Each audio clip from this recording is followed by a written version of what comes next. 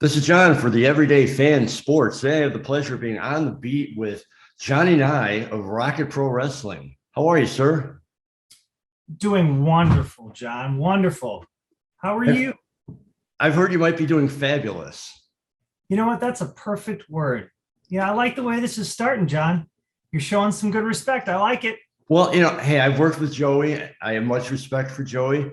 I also worked a little bit with Bill, so I'm kind of in the middle, but I respect all you guys. I'm a moderate journalist, shall we say. Appreciate it. You know what? That shirt, that's a good start as well. Look at that. Look at that.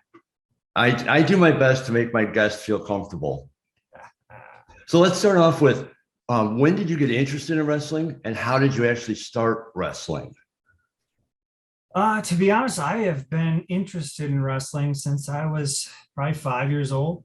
Started early with, the Hogan's and the Macho Mans and, that whole era when I was really little. But um, actually becoming a wrestler didn't happen till 2013. I kind of fell into it really. I've always wanted to do it, just didn't really know how, which is honestly a lot of times what you hear when you have a wrestler starting out. They try to find out how to do it, and you kind of fall into it.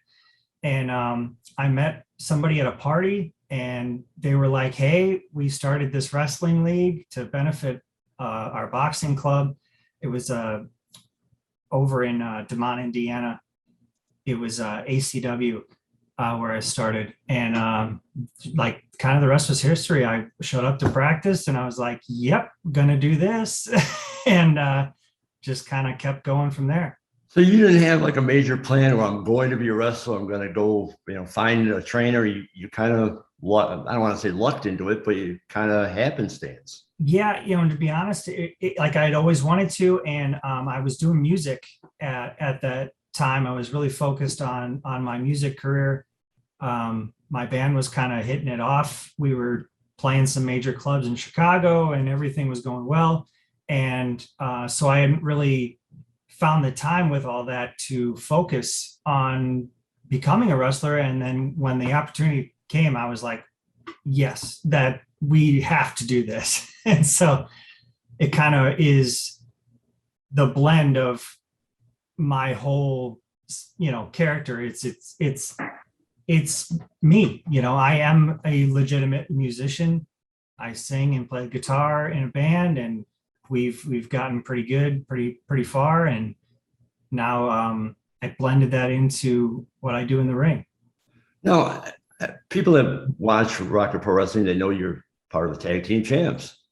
Did you always wrestle as a tag team, or did you always wrestle as part of a tag team, or did you start out as a singles? And Actually, that's very interesting because I have never been in a tag team ever. The entire time I've been wrestling, I was a singles competitor. Had a lot of success in the singles, department. I won world championships, intercontinental championships. Those kind of in every company that I've been. And once I joined the Idols, I started off still doing singles, but it kind of switched focus with some of the guys that we have. I switched focus and started getting with Damian Gray, and we kind of hit it off. And also with Kevin Cade as well. We kind of became almost like a trio to a point for a little while there, and then went after these tag team titles. So we're kind of working on a possible Freebird situation with I was going Kevin. to ask you a Freebird role, sure. If any of us, if an opportunity calls where Kevin needs to step in, that might happen. I'm not against that. Kevin's been a valued asset to this tag team for sure. So he's definitely part of the team. Yeah, it's been great. I love doing the whole tag team thing right now. Do you think tag team is that a more difficult challenge for you to prepare for matches or during matches? It's at first it was because it is a different mindset. It's a completely different mindset because when you're a single star, you kind of have the whole vision of what you want out there in your head. You're kind of like, okay, this is the story I want to tell. When it involves two other people, so there, four people out there, you really got to think about what makes sense and what helps get each guy over, each guy to the best of his ability out there. So each of us have different characters, but it kind of blends together. So it is interesting, but I love the challenge. Well, now speaking of characters, the Fabulous Idols are loaded with characters. How did you end up hooking up with our dear friend Joey Roth? Oh, Joey's like a heel mentor to me. Love the man. Honestly, I was over at IPW right. Basically, I had left the Indiana scene and came over to Illinois. And the first 2 minutes after I decided to leave Indiana, I got contacted by IPW, and they're like, we need you. Come over here. We'll set you up. We'll get you into Illinois, and then you can kind of branch off from there, which was such a beautiful thing for me, really. It was, I want to give him credit. Rion Squills really helped me out to get into Illinois. He really helped me out, and I really appreciate him doing that. But it was a situation where, I didn't want to do Indiana anymore. It was a kind of some drama, and then there's a big distance from where I live now. So I just was kind of done with it and wanted some new opportunities. So I came over to IPW and joined the Idols there originally. And then we kind of invaded Rocket Pro as a group together. Originally, me, Joey, and Flash Harris were the three originals before we joined RPW. And then we added the other members, Damon Gray, Kevin Cade, obviously Gunnar Brave now as well, and Rockin' Rivera as well. So as a veteran wrestler, why would you want a manager? Why would you want a mouthpiece, if you will, in Joey? You know what the funny thing is I don't really view Joey as a mouthpiece because I don't need a mouthpiece. I am a mouthpiece. I mean, to be perfectly honest, the thing is, Joey is the heat magnet, and he has really shown me that the way. And so I actually lead the Rocket Pro chapter of the Idols. Anytime Joey is not there, I'm his right-hand man. I'm the guy in charge to lead the Idols to victories and to, to basically fulfill the plan that we have in place. It is a very strategic group. The Idols do not do things that we don't think about. Everything that we do is a very planned out process. A lot of people don't think about what they're going to do next. We're 2 steps ahead, and that's why we have successfully taken over RPW. It was just a mental game. It wasn't about the, they thought that they could throw all these stars, the biggest stars they have for Team RPW. But the problem with that is they have no cohesiveness. They're just a bunch of guys that have big heads and big egos, and they throw them all together and let's see what happens. Well, you saw what happened. The Idols are a well-oiled machine, and we took control. Well, now you brought up a great point. You guys took control, and I saw Bill Shelley, the owner promoter of Rocket Pro Wrestling. I saw you guys made him take off his RPW shirt to put on a Fabulous Idol shirt. Absolutely. I know you won't give away much, but is there any scoop as to what might happen now that you guys are in control? What might happen at Fall Brawl? Oh, Fall Brawl is going to be fun, my friend. Well, I've announced a couple things just for specifically the Idols. We have tag team championship rematch with No Coast. We are giving them their rematch. We're fair. The idols are fair. I mean, everybody thinks that the idols are just going to cheat and do whatever, but like that's really not our way. We are fair. We've proven that time and time again. We're giving No Coast their opportunity. If they can show up and beat us, they can have their titles back. I don't see it happening, but we're giving them their opportunity. Also, we have Gunner Brave issued an open challenge to anyone out there for that Outer Limits Championship. I mean, that's a big deal. He could get anyone out there. It doesn't matter who it is. It could be, some huge star that wants to come and take that title. We don't know.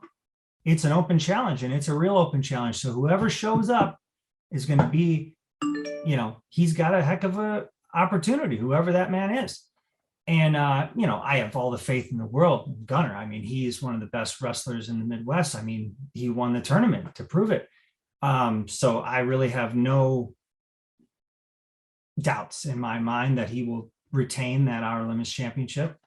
And I believe also Flash Harris issued a open challenge as well for the Inter-County Championship. There's been a lot of gripe with Mr. Flash Harris, but Flash is a star. Flash shows up when Flash feels he needs to show up. That's the thing. Everybody wants to put all these blames and if he's going to show up, he shows up on his time. I know when he's going to show up. Joey knows when he's going to show up. That's what matters. Doesn't matter if anyone else knows. That's the whole idea. Flash is a star. But those are just a few matches that we have for sure. Grin won an opportunity for the heavyweight championship against Christian Rose. So you know what? We're going to let him have it. Get that out of the way since he won that. It's a binding contract. So we're just going to let that happen. I'm not too worried about it. We can worry about the heavyweight championship, which is the only one we don't have, by the way, at the moment. We'll worry about that when it comes. But also we're going to have a big battle royal at that show, Fall Brawl, 20 man battle royal, and whoever wins that gets a title shot. So maybe an idol will come out of there ahead. I was going to ask, are any of the idols entered into the battle royal, or won't we know until that night? I mean, of course we're going to have some idols in there, but we're not going to give away all the secrets, but that battle royal will definitely include some idols. And is there a chance that any of the idols would accept the open challenge from the other idol? That is a very good question. I think that the idols have enough respect for the other idols in the group that we're not gonna go down that road, because it's going to be a legitimate, whoever we give these opportunities to, we're going to give them. I think us taking them will be viewed as a favoritism, negative thing for us. And I want to be fair. I want to play it down the line. I don't want to take all these opportunities. Like, so if I go and fight Gunner Brave for the Outer Limits Championship, why we don't fight our own? The idols are a well-oiled machine, as I stated before. We don't fight our own. So I'm not going to go fight him for his championship. He can defend it against whoever feels they want to take that challenge. So that's on them. They can come and challenge him. I mean, they're not going to beat Gunner. I would be hard pressed to see somebody come out there to beat him, and Flash as well. So you guys are certainly more than fair, as you stated. Let's step out of Rocket Pro just for a few seconds before we end. Forgetting titles, forgetting exposure, anything like that, who would be the one guy you would love to have a match with? Any guy? Ooh, that's tough. Any guy, you know what? Speaking realistically, currently, I would love to have a match with Marche Rock. I would love to have a match with Grin. Those could certainly happen. Those are two guys that I have seen from the time that they started, I kind of was watching from afar, doing my thing. They started, obviously they've been in the business longer than me.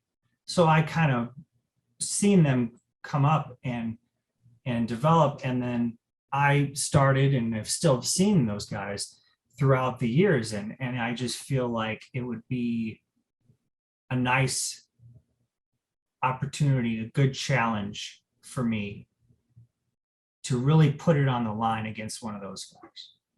Well, maybe we do a fabulous hunt. Maybe you have a tag team match against the two of them.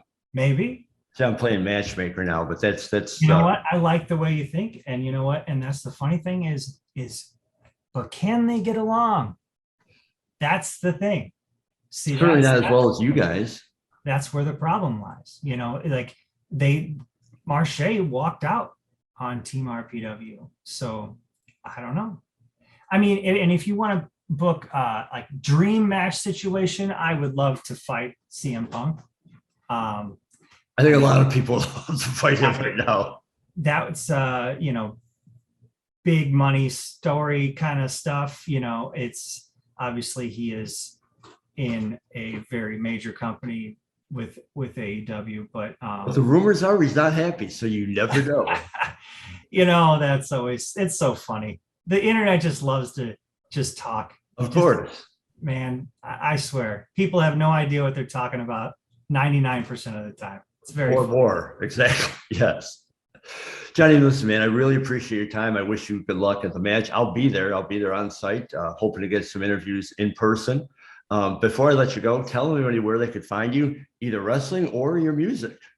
Oh, absolutely. Well, I have a Twitter account for Rockstar Jonny Nigh, and also a Facebook page for Rockstar Jonny Nigh as well. No H in Johnny, Jonny. So that's, and Rockstar is one word. But yeah, those are the two that I have. My Instagram is more personal. But I mean, shit, follow me on there too. I don't care. But yeah, those are the basic ones you could find me. And then my band's name is The Deeper End. You could look us up on YouTube. If you put my name in The Deeper End, a bunch of stuff that we've done comes up. And just a fun fact before we cut is, for those of you who don't know, my theme song is written by me and my guitar player, Alex Chaidez. So when you hear me come to the ring, that is me playing myself to the ring. That's got to be a rarity in wrestling. Yeah, the song is called Be Gone. I wrote it specifically for my theme song. So, but it's a full-blown song. It's like 4 minutes and something. Well, I'll be listening for it. Yeah. Johnny, man, thank you for your time. All I can say is it's been fabulous. I encourage everyone to check out Fall Brawl, September 10th in Joliet. I'll be there. I hope to see everybody else there. I'll definitely see you there, and good luck in the tag championship match. Thank you, sir. And maybe get yourself a Fabulous Idol shirt for that show, I'm coming down there with some cash, man. I'm looking to not upgrade my wardrobe, but expand my wardrobe, I should say. There you go. All right, Johnny, thank you very much, man. No problem.